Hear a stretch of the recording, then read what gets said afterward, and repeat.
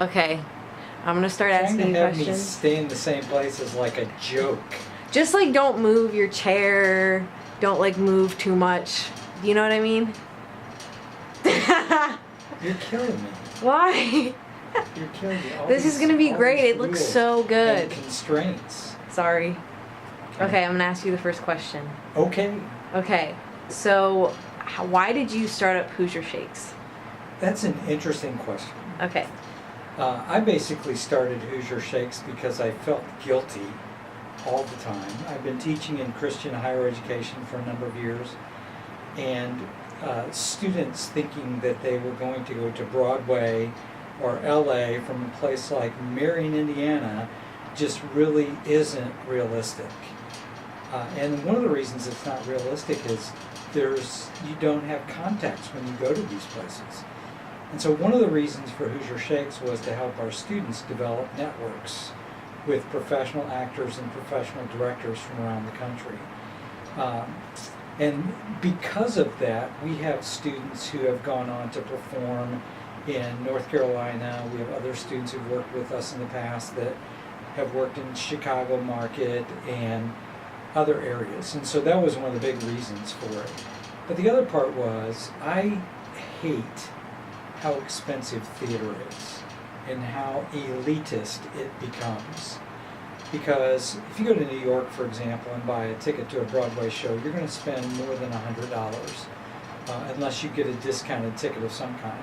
And I just think that's crazy, because who can afford those?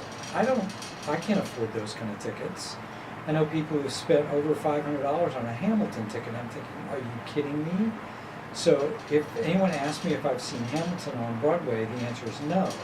Have I seen it anywhere else? No, because I refuse to pay money for it. The most recent ticket I bought was to a production of Sweeney Todd in Fayetteville, North Carolina, and I paid $40 for it, but that included meat pies and also a dessert pie, which is great for Sweeney Todd. But I work really hard all year long to come up with the money through sponsorships and donors and individual donors, corporations, and then grants and sponsorships to pay for our actors to come in and for their housing and for their meals, so that we can offer our shows on a pay-what-you-will basis. If we had to sell tickets to this, it would be $35 a pop. And we do venue donations, and so the donations average about $3 to $4 per person. So I have to raise almost 90% of what it costs to do our season before we ever start.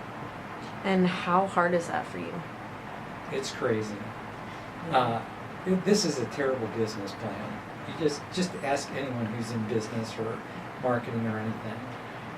Because again, annually it costs us between $45,000 and $50,000 to be able to do this, because we pay our actors, we provide housing for them, and then we also give them a per diem for meals, in addition to all the other costs that are involved, like production costs, and we have licensing fees that we have to pay for because of the music that we do before our shows and during intermission. So that it's a costly endeavor. But about 1/3 of the money, or $15,000 approximately, comes through grants. The Indiana Arts Commission, the community foundations of Grant and Wabash counties, and then there are other smaller grants that we get as well. And then about 1/3 comes through corporate sponsorships. For example, the local hospital, the local bingo parlor, is it Red Robin's Bingo Barn, is one of our corporate sponsors. We also have, I'm trying to think, the university sponsors us. We have printers in town. We also have financial advisors that give money to us, insurance companies, those kind of things that help support us. And then the balance, the additional $15,000 to $20,000 comes from individual donors. So there are alumni that have worked with us in the past, also university alumni who were theater majors way back in the day. So why didn't we have something like this when we were students? And they've been very helpful. and then just individual donors from across Grant County and really across the country make up the difference. So each year we're able to raise the money that we need. It's always a nervous wreck because I just finished a grant application yesterday, and it's being proofread today before I have to submit it by the 1st of, or 15th of February, I think. Mm-hmm. Okay, wow. That's crazy. And you do all of that? I do most of the fundraising. I get a little bit of help from some folks. Okay. So I'm going to switch up my last question. Can I do that? We haven't talked about this season yet. I know. Okay.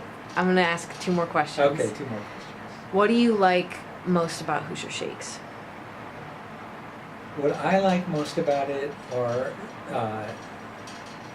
the way that you can bring a group of people together and have them collaborate on a project and watch them get excited about it. That is one thing I really like about it, to see our students bring their A game and compete on stage with professional actors from across the country. That's one fun thing for me. The other fun thing is just to sit and watch the shows in front of a live audience, because I'm intrigued by the way the audiences respond. One of my favorite moments was from summer of 2017.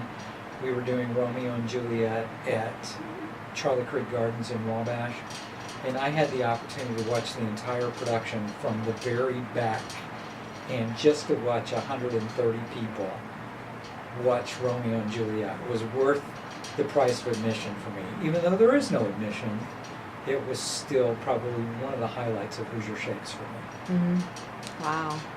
That's great. That's really cool. Okay. You're easily entertained, do you know that? Me? Yeah, you. I like listening. Okay, I'm gonna ask one more question. Okay. Tell us about this upcoming season. Like, what do we need to know? What would you like for everyone to know about this upcoming season? We're going to try something a little different this year. We're still doing 2 shows, but we're doing a tragedy and a comedy. The comedy is As You Like It. The tragedy is Othello. And one of the things that we're going to try and do with Othello is to engage the local communities, particularly the patrons who come to see the shows, in some post-show discussions about things like racial reconciliation, overcoming jealousy, and how love is the tactic really to kind of overcome all of those things. And so we've already hired a local actor to play Othello. He's an African-American actor. He was in our program at one point several years ago, but then transferred out of that to go to Ball State University to finish a degree. So we're excited to have him come back. We talked about this with him last August, and he was on board from the moment we started talking about it. So I'm excited to see that come together. And we're also, one of the grants that we've applied for was to ask for some financial assistance to provide coffee for people to hang around afterwards. And so if they do, we may be able to give them a coffee card to one of the local coffee shops as a way of saying thanks for staying around and engaging in the conversation. So that's what's kind of coming this summer. We also have discovered that we've got a couple of open dates, so we may be looking at different locations to go into. We have, I think, 2 open dates the first week in August, and since that's the week that we spend in Wabash, we may find our way into North Manchester or Rowan or somewhere like that to do a couple of performances for folks there. Okay, cool.